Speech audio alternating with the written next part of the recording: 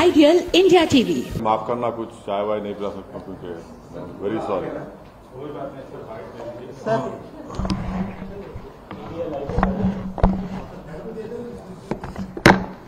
रात भर ने सोया में, समझे ना, परसों रात भी नहीं सोया में। हाँ बस अब सता रहे आप लोग।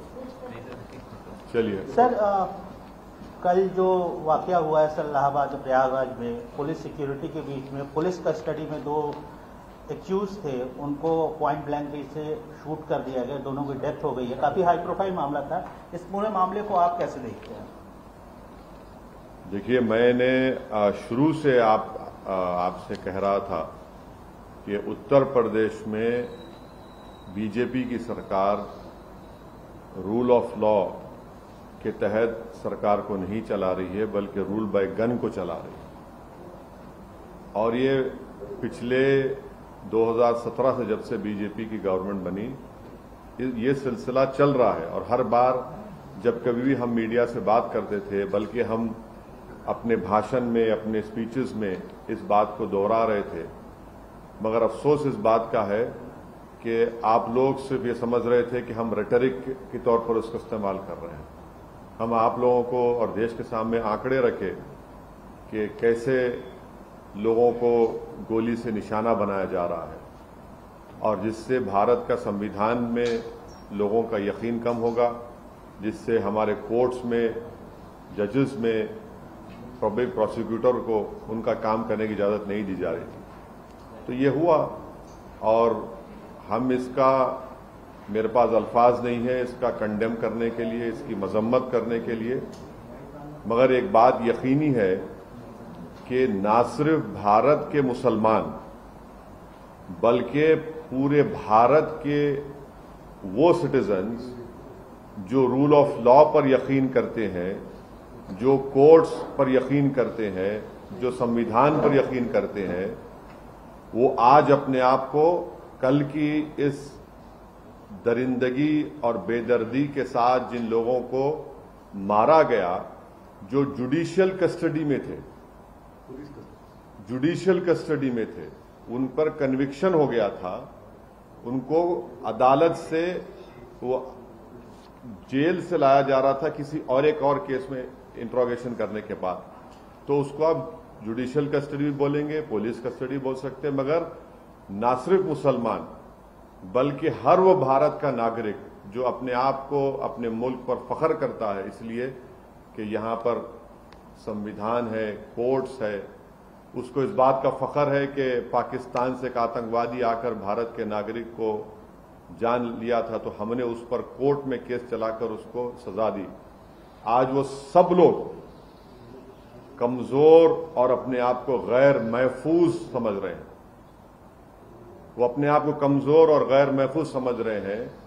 कल का जो मर्डर हुआ है, ये कोल्ड ब्लडेड मर्डर कहते हैं, उसको देखने के बाद हर वो भारत का नागरिक जो भारत के संविधान पर यकीन करता है, भारत की अदालतों पर उसको यकीन है, आज वो अपने आप को कमजोर और गैर महफूज समझ रहा है। और ये इसलिए हुआ क्योंकि जो लोग सत्ता की कुर्सियों में बैठे हुए हैं, उनमें राय बराबर भी, जो अंग्रेजी का वर्ड है, ना कंपैशन है, ना उनमें ह्यूमैनिटी है, ना उनमें रहम है, ना उनमें इंसानियत है।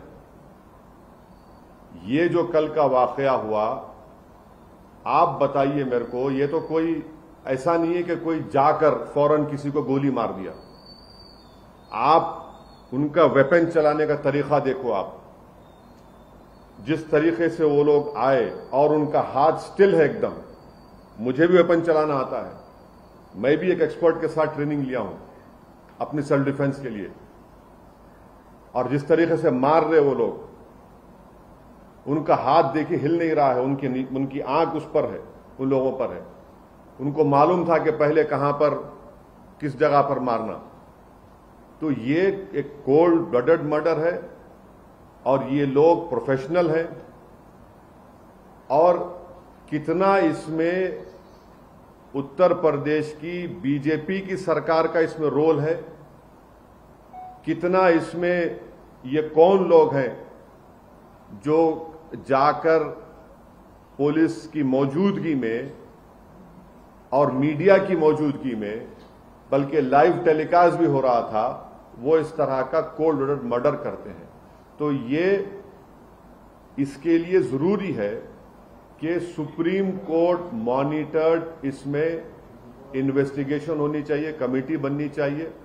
मैं सुप्रीम कोर्ट से दरख्वास्त करता हूं, प्लीड करता हूं, क्योंकि 28 मार्च के दिन सुप्रीम कोर्ट ने एक फैसला दिया था कि कल जो लोग मारे गए उसमें से एक शख्स ने, जो एक मुसलमान एक्स एमपी है, जो एक मुसलमान एक्स एमपी है, वो कोर्ट को गए थे कि मेरी जान को खतरा है सुप्रीम कोर्ट को। तो सुप्रीम कोर्ट ने यह कहा था कि जब आप जुडिशियल कस्टडी में है और आपको पुलिस कस्टडी में लेकर जा रहे तो स्टेट की जिम्मेदारी है। अब सुप्रीम कोर्ट इस मसले को सो मोटो ले और सुप्रीम कोर्ट एक कमेटी बनाए, सुप्रीम कोर्ट एक इन्वेस्टिगेशन टीम बनाए, टाइम बाउंड तरीके से उनको टाइम दिया जाए और उस इन्वेस्टिगेशन टीम में उत्तर प्रदेश का कोई भी ऑफिसर ना हो। एक टाइम बाउंड तरीके से वो इन्वेस्टिगेशन टीम बननी चाहिए जो सुप्रीम कोर्ट को रिपोर्ट करे और एक टाइम बाउंड मैनर में वो इन्वेस्टिगेशन मुकम्मल होना चाहिए। क्योंकि ये बात मैं कोई भी यकीन नहीं कर सकता कि ये लोग सिर्फ उठकर आए, कौन इनको बोला वहां पर, इनका बैकग्राउंड क्या है और कैसे वो लोग इस तरह घुस गए वहां पर और क्यों पुलिस ने उनको रोका नहीं। तो ये जरूरी है। हम तो सुप्रीम कोर्ट से उम्मीद करते हैं कि सुप्रीम कोर्ट इस मसले को सो मोटो लेगा, एक इन्वेस्टिगेशन टीम सुप्रीम कोर्ट बनाएगा जो सुप्रीम कोर्ट को रिपोर्ट करेंगे और उसमें बेहतर होगा कि कोई भी उत्तर प्रदेश का ऑफिसर ना हो, क्योंकि उनकी मौजूदगी में, उनकी कस्टडी में इन दो लोगों की हत्या की गई है। और एक बात आप समझिए कि मैं शुरू से कह रहा हूं कि जो रेडिकलाइजेशन हो रहा है मेजॉरिटी कम्युनिटी में, इस पर कोई यकीन नहीं कर रहा है। बराबर रेडिकलाइजेशन हो रहा है। अगर बीजेपी चुनाव पे चुनाव जीतते जा रही है और इस मसले को बीजेपी नहीं देख रही है तो बीजेपी देश की खिदमत नहीं कर रही है। ये कौन है? अगर ये जो कल जो लोग हत्या किए, अगर इनका ताल्लुक उत्तर प्रदेश सरकार से नहीं है, मैं सवाल उठा रहा हूं, मुझे नहीं मालूम है नहीं है, अगर नहीं है तो फिर ये रेडिकलाइज कैसे हुए और इतना वेपन उनके पास कहां से आया? ये कोई कट्टे नहीं थे, एक साथ मारे जा रहे हैं और कहीं पर भी वेपन ब्लॉक नहीं होता उनका हाथ देखिए आप। ये रेडिकलाइज एलिमेंट से अगर ये उत्तर प्रदेश की सरकार से नहीं है तो ये रेडिकलाइज, हाईली रेडिकलाइज है और बीजेपी इसको ब्रश असाइड करती है। नहीं कुछ हो नहीं रहा है। अरे भाई कैसा नहीं हो रहा है? देखो ना ये लोग कौन है। गोली मारकर कौन सा रिलीजियस नारा क्यों लगाते आप? इनको आप आतंकवादी नहीं कहेंगे तो क्या कहेंगे? देशभक्त कहेंगे इनको आप? क्या इनको आप फूल का हार पहनाएंगे ले जाकर ये लोग? और जो लोग टीवी के स्टूडियोज में बैठकर जश्न मना रहे थे एनकाउंटर का, शर्म से डूब मरो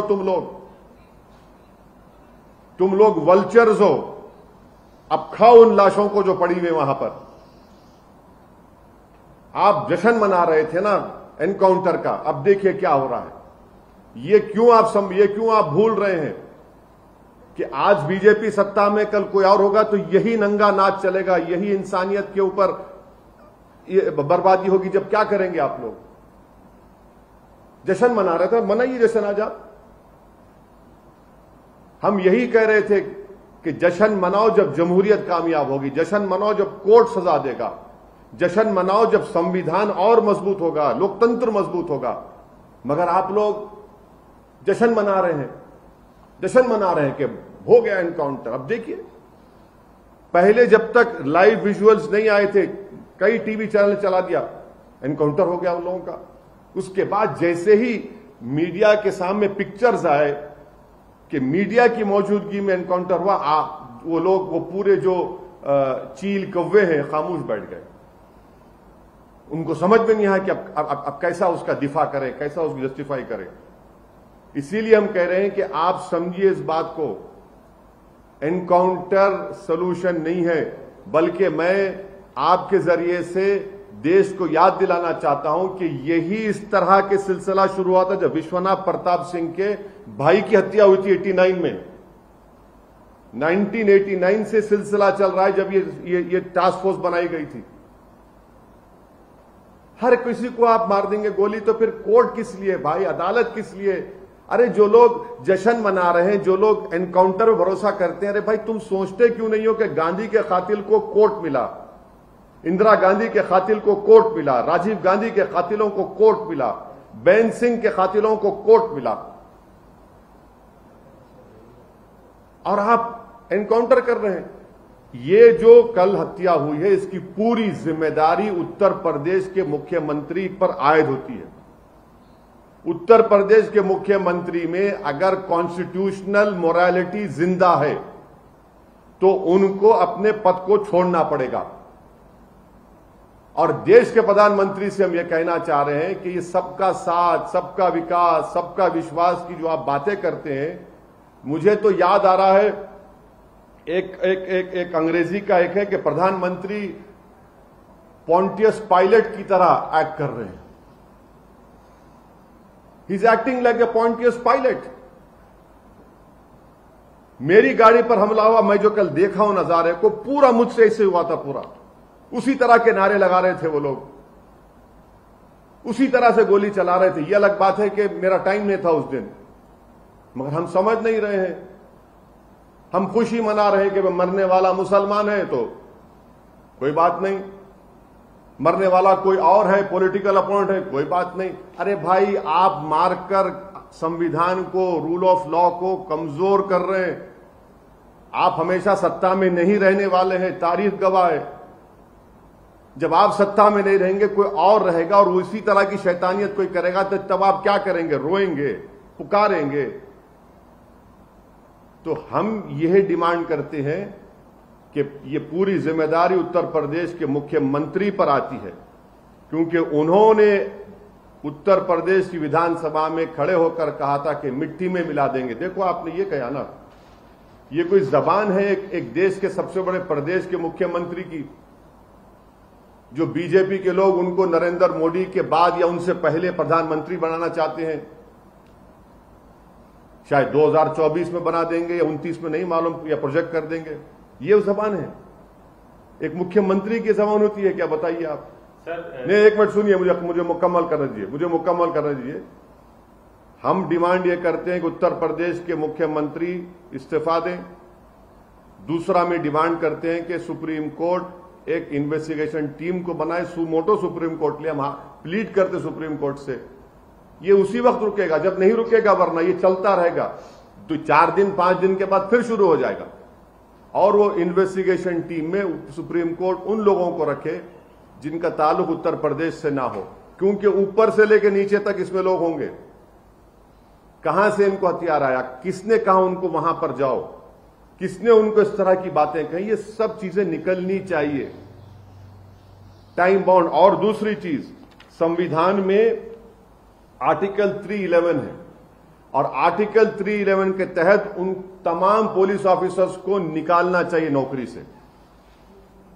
सस्पेंशन नहीं, बल्कि अंडर संविधान के आर्टिकल 311 के तहत उनको सर्विस से निकालना चाहिए। जब इन्वेस्टिगेशन टीम की रिपोर्ट आ जाएगी टाइम बाउंड मैनर में, सुप्रीम कोर्ट के पास ये एक्स मुस्लिम एक्स एमपी गए थे। सुप्रीम कोर्ट ने कहा कि स्टेट की जिम्मेदारी है, स्टेट में देखिए क्या क्या हो गया स्टेट की मौजूदगी में। आइडियल इंडिया टीवी, हर खबर बेफिक्र। Subscribe now.